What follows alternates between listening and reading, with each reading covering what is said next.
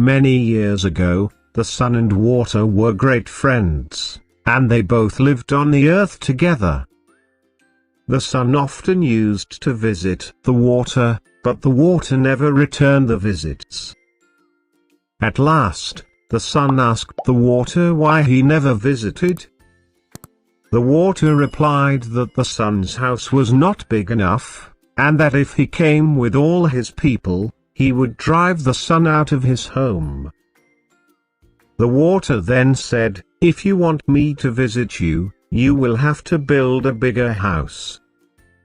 But I warn you that it will have to be very large, as I have many relatives and friends and we take up a lot of room."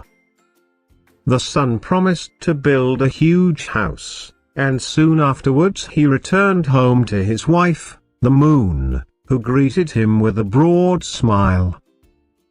The sun told the moon what he had promised the water, and the next day they began building a large house to entertain the water and all his family and friends. When it was finished, the sun asked the water to come and visit him.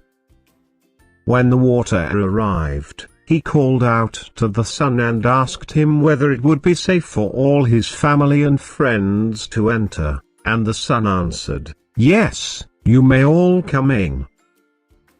The water began to flow in, followed by the fish and all the other water animals.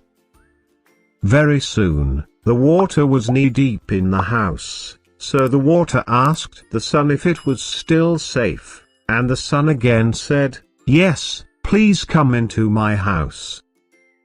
So the water and all his family continued to come in.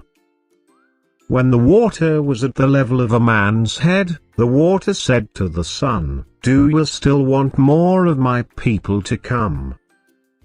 Not knowing any better, the sun and the moon both said, "Yes, the more the merrier." So more and more of the water's people came in, until the sun and the moon had to sit on top of the roof. When the water flowed over the top of the roof, the sun and the moon were forced to go up into the sky. A broken bar, and they have been there ever since.